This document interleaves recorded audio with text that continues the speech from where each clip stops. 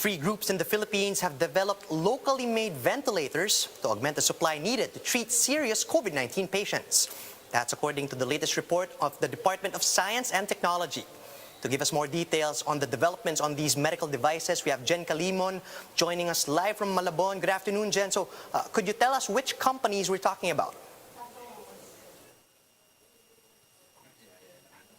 Yes, Charles, since the DOST opened its application for locally made ventilator proposals, around 22 groups have submitted their intention of inventing an emergency ventilator which could be of great help in treating COVID-19 patients who have severe symptoms. So out of the 22 applicants, only 3 groups were given the go signal to develop their devices. These are the groups from the Technological University or Technological Institute of the Philippines, Don Bosco Technical College, and NeuronMech Incorporated. Charles? Right, so could you tell us the specific process that these groups had to undergo to create these DOST certified local ventilators?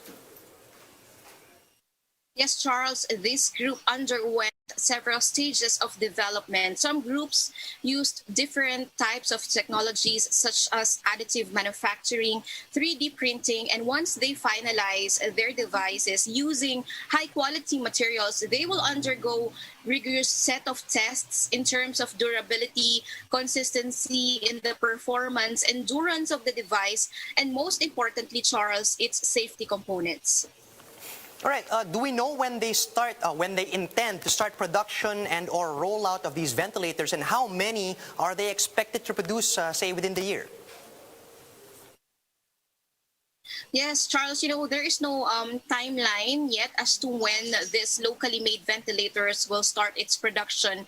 The inventors are doing this barely for about a year, and they have to undergo a set of tests first before its mass production. But the target date for its commercialization is by next year. Now, the DOST is still uncertain about that, about the number of ventilators to be produced this year. Again, their focus now is to test and develop the prototypes of the group. Charles?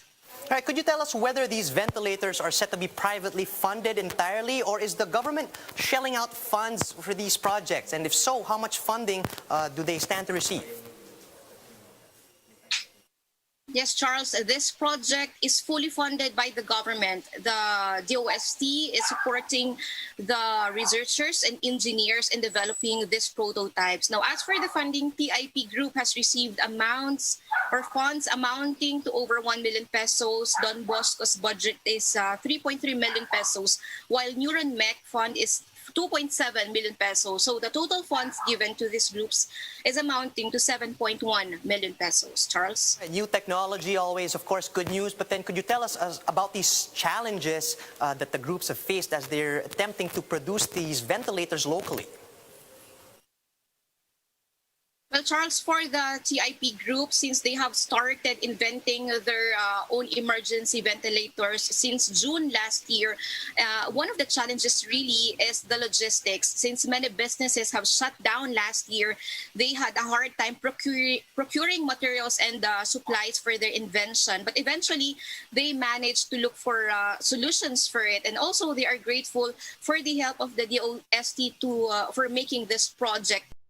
Charles? Definitely a step in the right direction. Thanks for that, Jen. That was Jen Calimon reporting from Malabon.